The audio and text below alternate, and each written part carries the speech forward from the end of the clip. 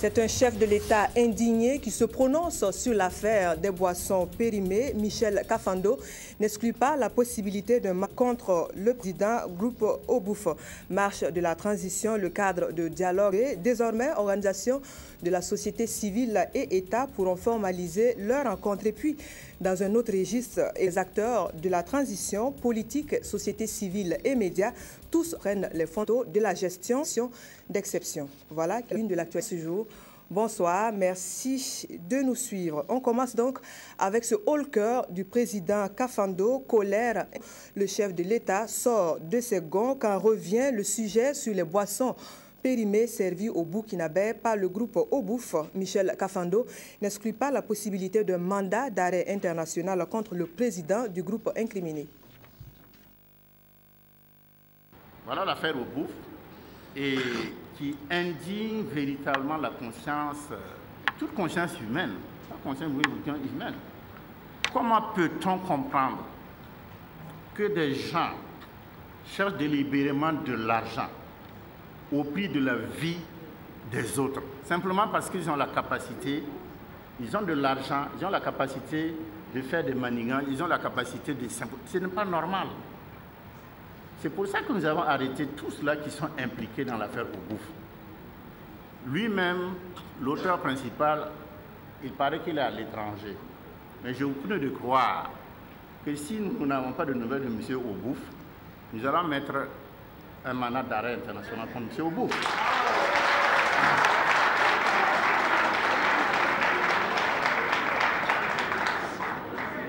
Et je voulais dire aussi qu'à la faveur de cette affaire, depuis hier nuit, le ministre du Commerce, avec un certain nombre de gendarmes, ils sont en train de sillonner Ouaga, perquisitionner tous les entrepôts de nuit pour voir si, au fond, il ne s'agit pas d'une opération qui est en quelque sorte une opération commune à plusieurs entreprises. Donc nous sommes vigilants et nous allons prendre les dispositions qui s'imposent en la matière.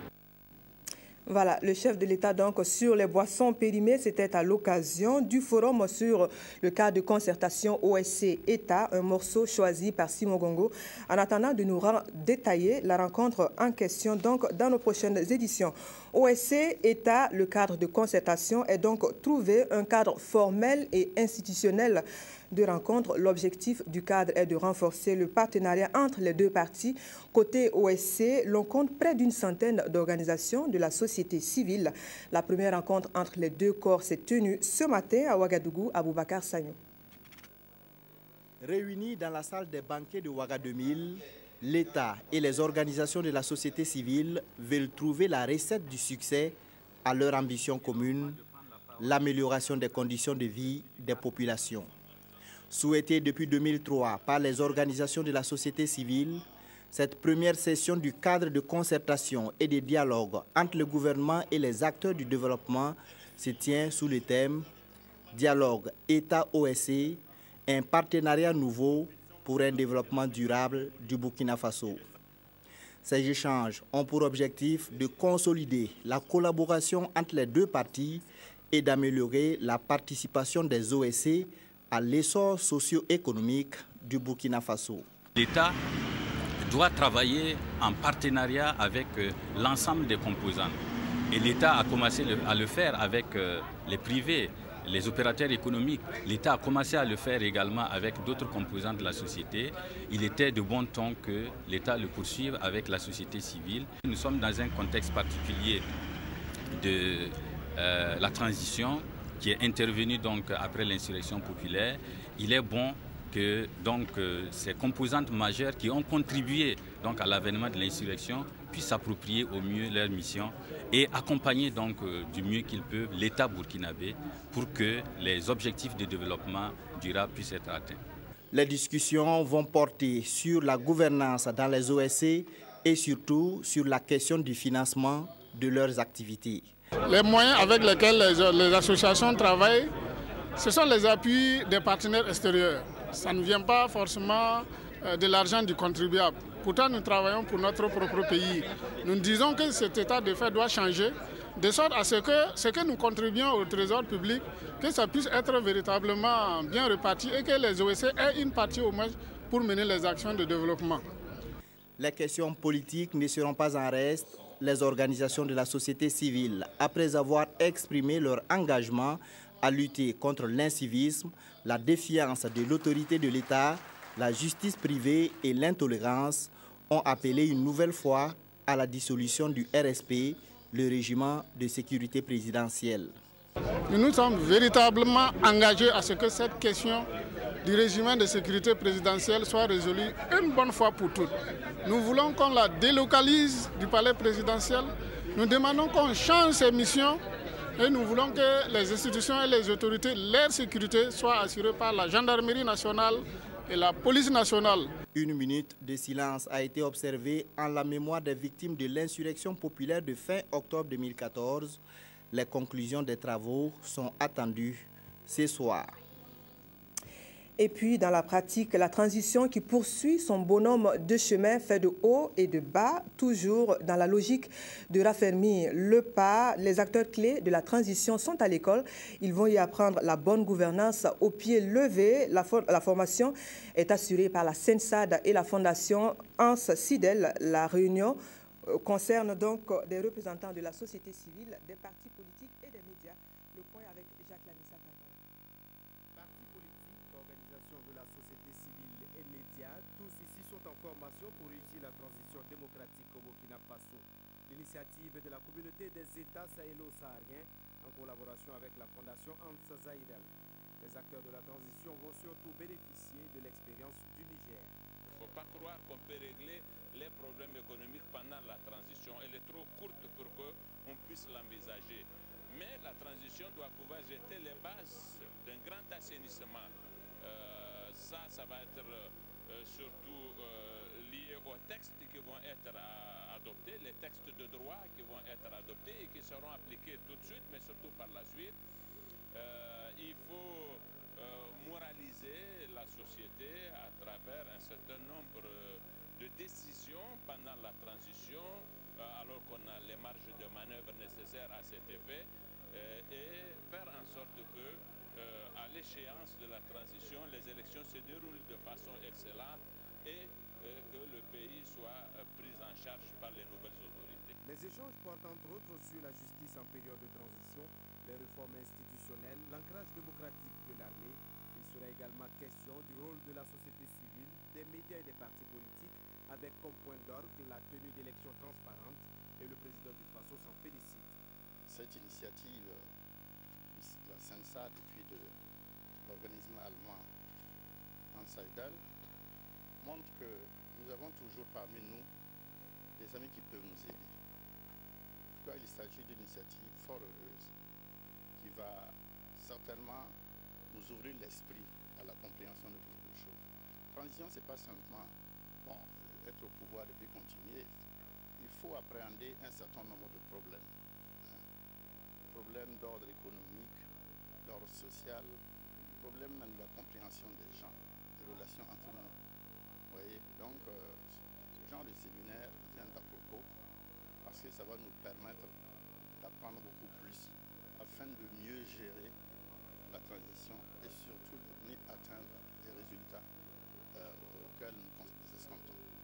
Le Burkina Faso, une fois de plus, bénéficie du soutien de nombreux États après l'insurrection populaire d'octobre. L'Allemagne, pour sa part, appelle à un dialogue permanent et met en garde les fossoyeurs de la transition. Toujours pour accompagner la transition, la Direction générale de la coopération se dit prête à jouer son rôle, un rôle qui va consister en la négociation avec les partenaires étrangers. En vue, il s'agit de mobiliser les ressources nécessaires au financement des élections d'octobre prochain. Déjà, les négociateurs attendent 100 millions de dollars de la Banque mondiale. Le point sur la rencontre du cadre annuel de concertation tenue à Koudougou avec Isaïe Parkouda. Comment mobiliser les ressources extérieures pour permettre l'exécution adéquate des projets et programmes dans le contexte de la réforme du ministère de l'économie et des finances?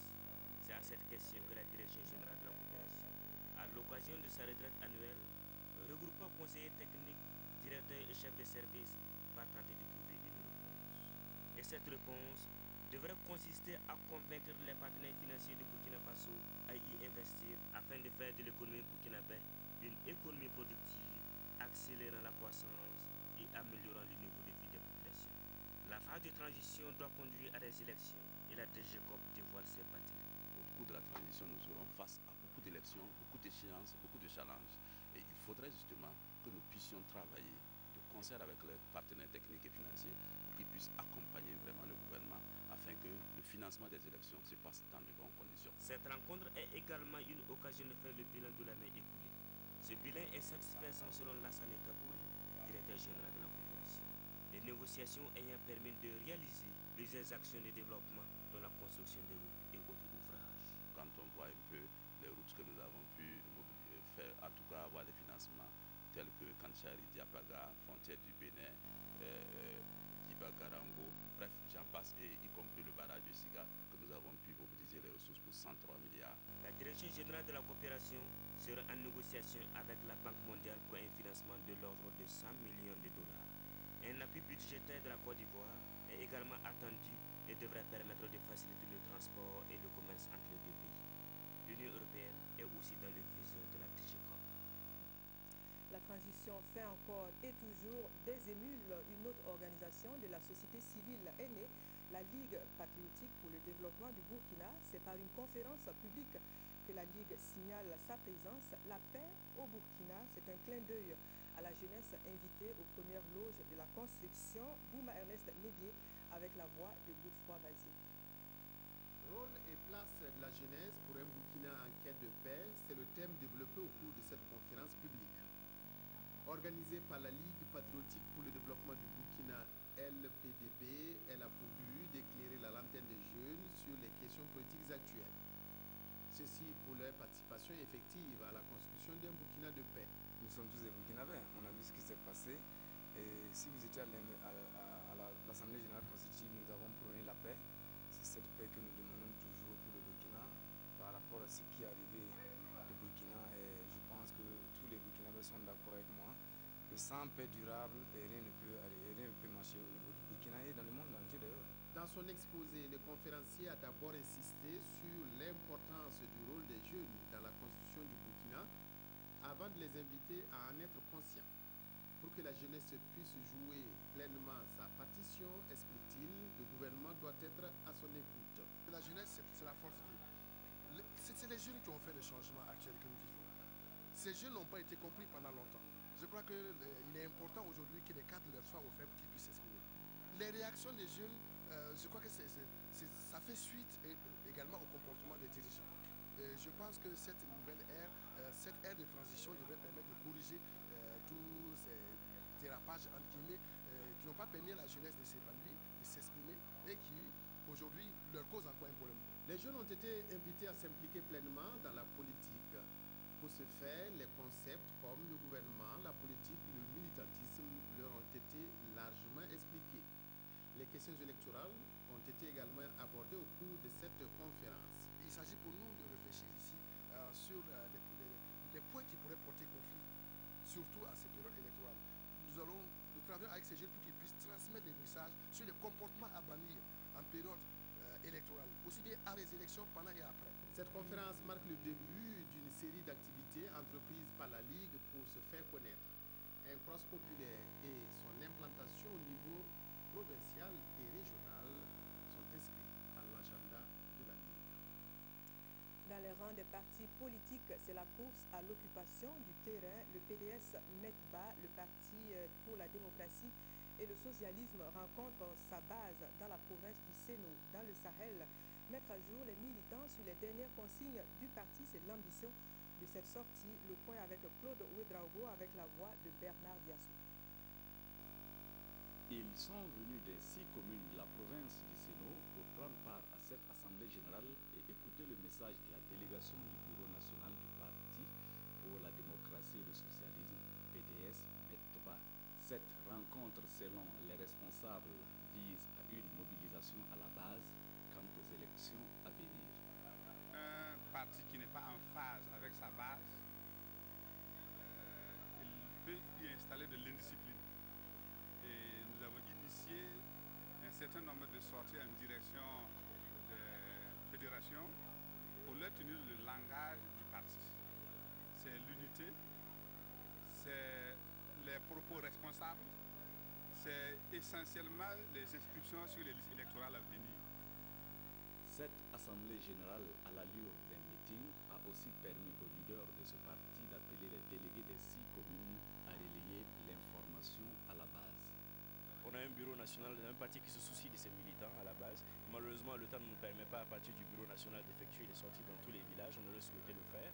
Mais on s'est dit qu'en rassemblant quand même les responsables de toutes ces communes, le message va passer, le message va arriver aux militants dans les derniers hameaux, tous les coins de la province.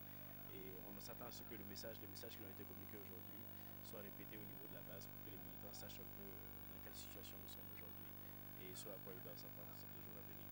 Les différents intervenants ont tour à tour rendu un vibrant hommage au président du parti, décédé le 1er octobre 2014, et ont tous pris l'engagement de perpétuer sa route.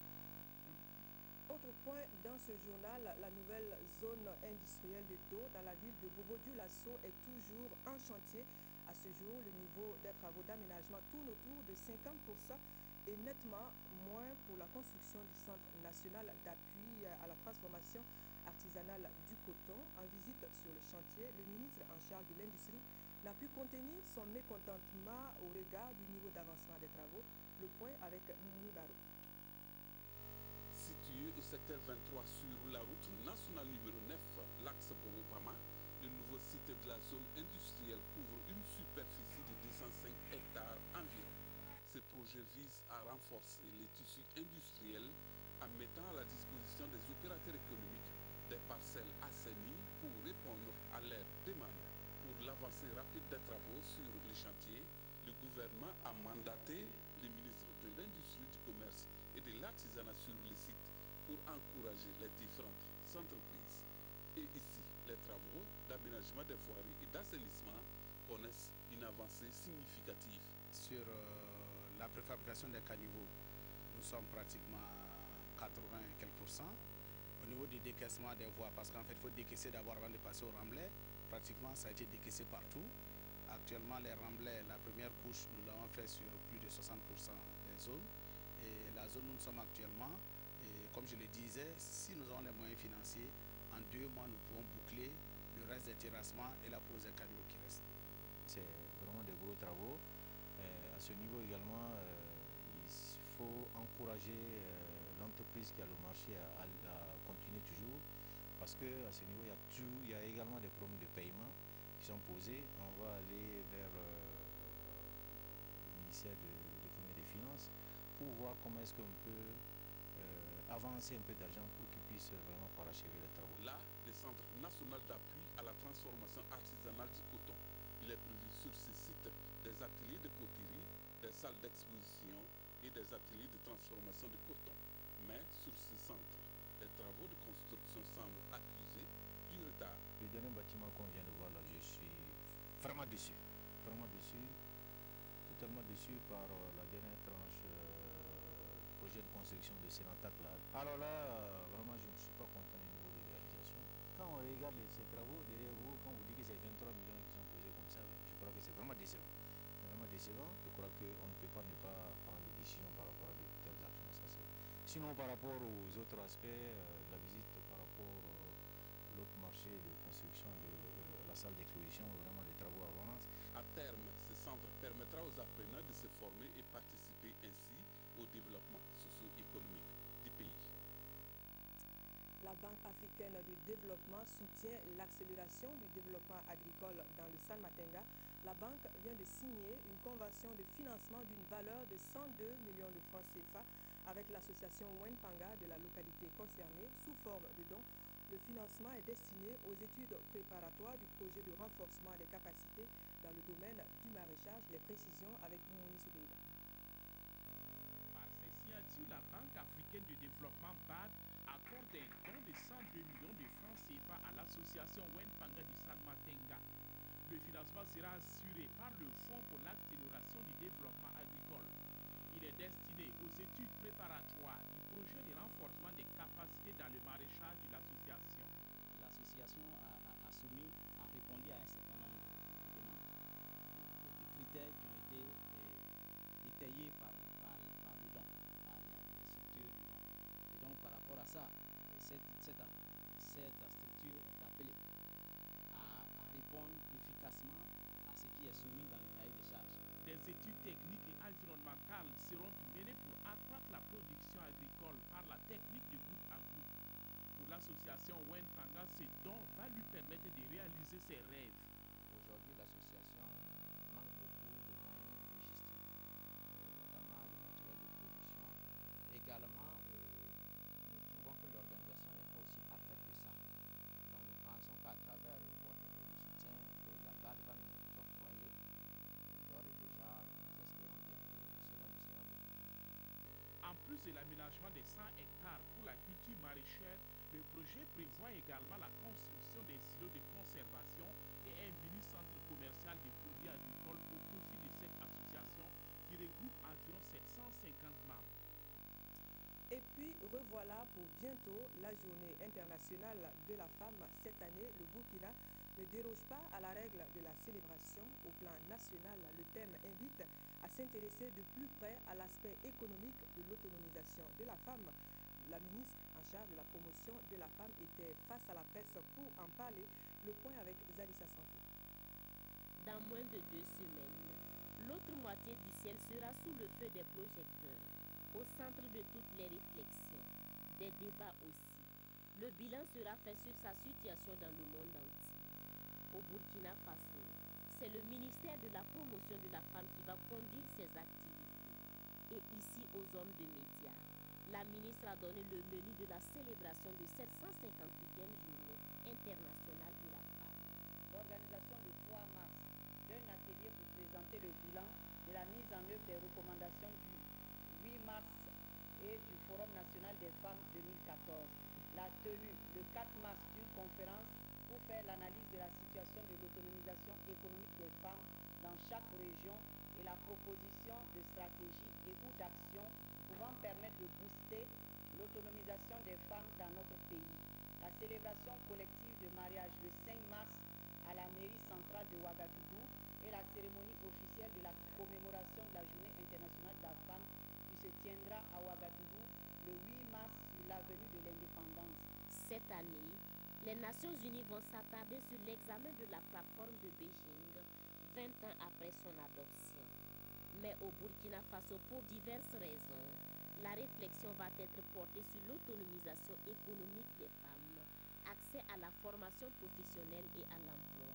Nous avons constaté que la préoccupation principale de nos femmes, c'est vraiment l'autonomisation économique. Et pour avoir accès à l'autonomisation économique, il faut vraiment une formation, il faut également avoir accès à des ressources. Depuis l'officialisation de la Journée internationale de la femme en 1977, des voix se sont élevées, des réflexions menées, des actions entreprises et des victoires acquises. Mais nous sommes loin d'un monde juste, sans discrimination et préjugés dont rêvent les femmes. Et elles espèrent que le chemin à parcourir ne sera pas encore long. En attendant donc de dérouler ce programme pour la femme plus unie, plus forte, l'Église catholique a donc des ambitions pour la solidarité, engagement réaffirmé à l'occasion du pèlerinage annuel à Manga. À l'occasion, les fidèles des 6 paroisses du diocèse de Manga ont honoré le rendez-vous de Tampelga le jeudi, un rendez-vous sous la présidence du chef de l'Église catholique au Burkina, le cardinal Philippe Ouedraogo. Le point de cette rencontre avec Zakaria Savadogo et Oswald Gaëtan Segueda. Pour son premier anniversaire de cardinalat, Philippe Ouedraogo s'est rendu ce 22 février au pèlerinage de Tampelga, dans le diocèse de Manga. Et quand un cardinal se déplace pour la première fois dans un diocèse, c'est un accueil féerique qui lui est réservé. Avant, on disait que le pape va à Rome. Aujourd'hui, le pape a bien voulu démocratiser les choses, décentraliser les choses. Et au lieu que le pape se déplace à tout moment, il a ceux qui travaillent de manière rapprochée avec lui, qui l'envoient aux 4 coins du monde. Le cardinal qui est là, pour nous, c'est le pape lui-même qui est là. Après la liesse de la veille, place au pèlerinage et c'est ici à Tampelga, à 7 km de Manga, qu'il a lieu. Des fidèles catholiques des paroisses de Touessé, Pau, Tiébéli, Gomboussou, Zabré et Manga y ont convergé en ce premier dimanche du carême. sous le soleil et dans la ferveur, ils sont appelés à se convertir, à croire en la bonne nouvelle et à bâtir une église famille solidaire.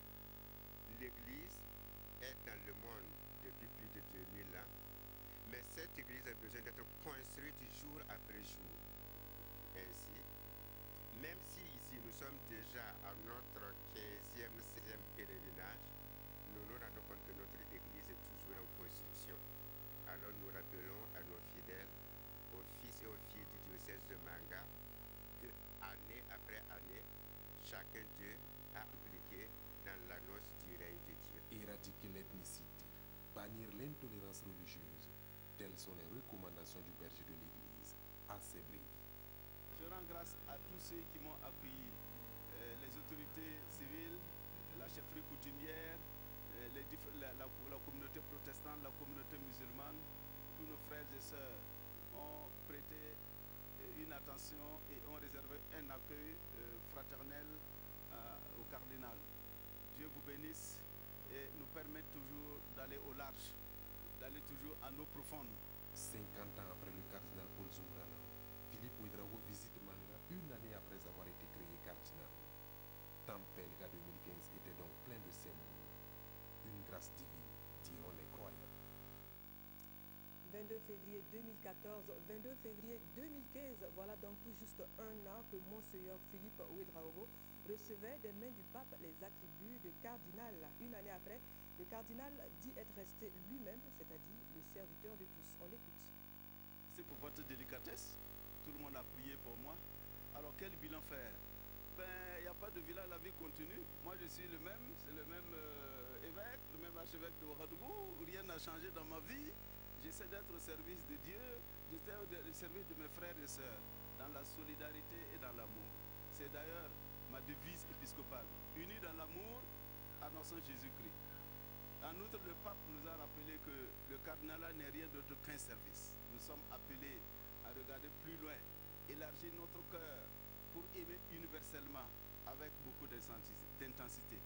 C'est ce que j'essaie de faire à ma manière à Ouagadougou, au Burkina Faso, en essayant d'être au service de l'Église, au service de mes frères et sœurs, au-delà des considérations de religion ou d'ethnie.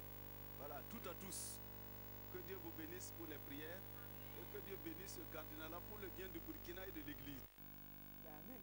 Voilà, c'est donc le cardinal Philippe Ouédraogo au micro de Zakaria Savadogo et Oswald Gaïta Sebeda à propos donc de son année de cardinal. Et puis, des vœux de bonne et heureuse année. Non, il n'y a pas d'anachronisme. C'est maintenant que l'année prend fin chez les Mossé de Goussi. Pour l'occasion, les sujets ont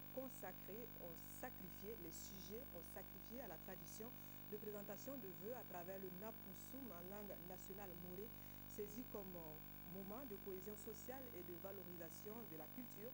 Les autorités politiques et administratives ont fait le déplacement, le point avec Belema Herman Toué. Comme chaque année, le Naba Bango de Goursi a honoré son traditionnel Napoussoum dans son palais royal. Le thème retenu pour cette cérémonie, la coutume, vecteur de paix et de cohésion sociale.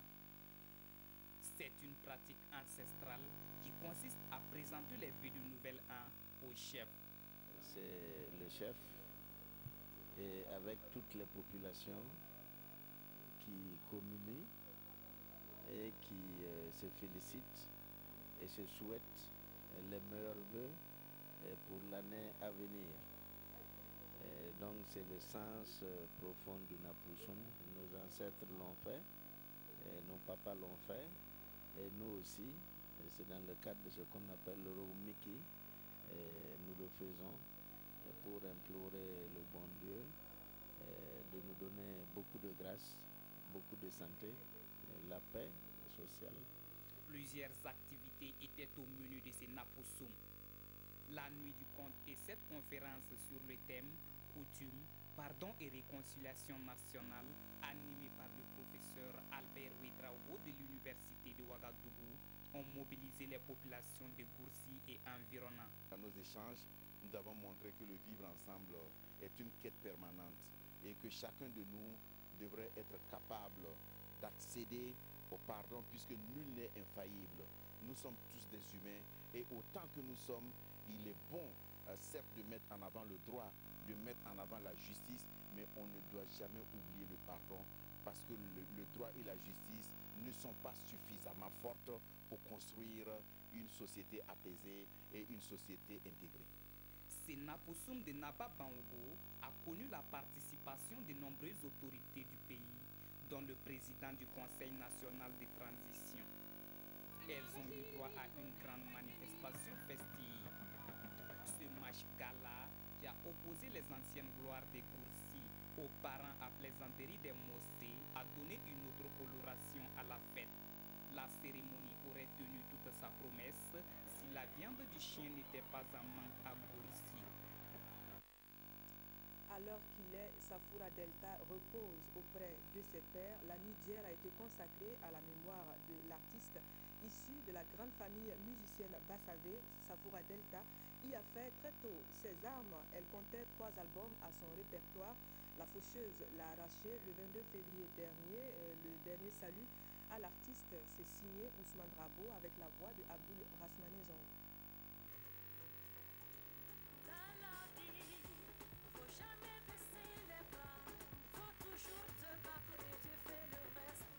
Oui, elle s'est battue en vain contre la maladie et Dieu a fait le reste en la rappelant. Et c'est en reconnaissance à cette même bataille, durant sa vie, que parents, amis et connaissances lui rendent un dernier hommage. Pour les uns, Safoura Delta aura marqué sa génération et pour d'autres, elle était simplement un modèle. C'est ma petite sœur. Je retiens qu'elle est assez directe, franche, honnête,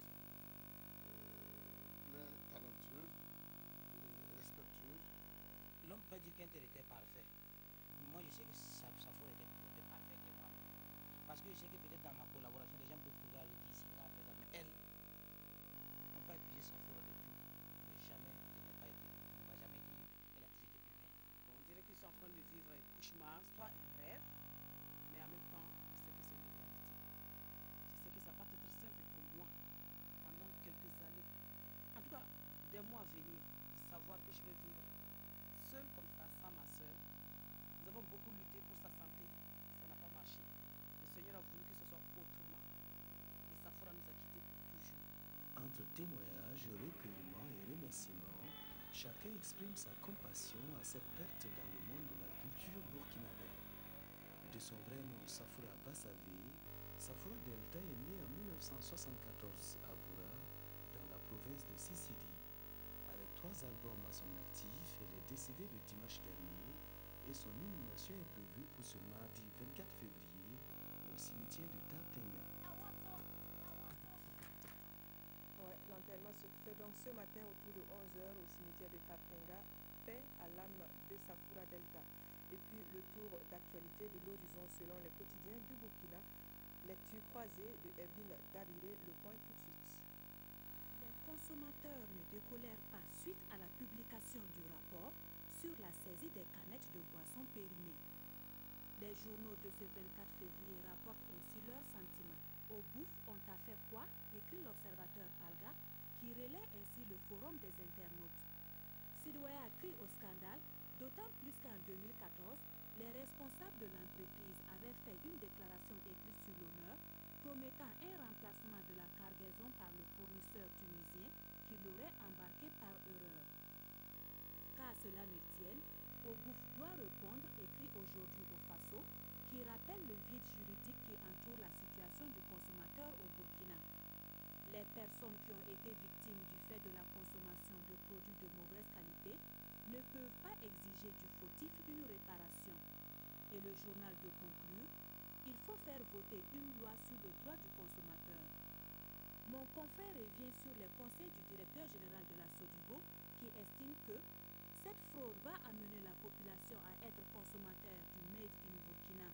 Avec des produits fabriqués au Burkina, on a plus d'assurance de ne pas courir des risques puisque ce sont des Burkinabés qui produisent pour les Burkinabés avec des matières premières contrôlées par le laboratoire national. Le journal Le Pays a donné la parole au président de la CENI qui fait l'état des lieux des préparatifs des élections et malgré quelques difficultés. La première, rapporte ce journal, c'est le budget. L'Express du Faso s'interroge sur le rôle des OSC. Finalement, Ces organisations de la société civile sont-elles contre la transition et ce journal de se justifier? On a l'impression que certaines n'ont rien compris de la charte de la transition car leurs agissements sont diamétralement opposés aux principes premiers et fondamentaux de la charte. Autre point de l'actualité, c'est le procès de l'ex-première dame de la Côte d'Ivoire, Simone Gbagbo, en Côte d'Ivoire. Et pour aujourd'hui au Faso, les autorités ivoiriennes veulent une sorte de procès pour l'histoire et pour l'exemple, une sorte de PJ politico-judiciaire qui servira d'exutoire et de catharsis. Maintenant, la justice ivoirienne joue sa crédibilité et, remarque l'observateur Kalga, c'est donc fidèle à elle-même que la dame de fer a indexé l'ingérence française. Une attitude que l'observateur Kalga met sous le coup de cet adage, la meilleure défense est l'attaque. Une attitude qui constitue un grain de sable dans le soulier de l'actuel président, conclut le journal Le Pays. Voilà donc qui referme ce journal. Merci de l'avoir suivi. Nous vous retrouvons demain. Bonsoir.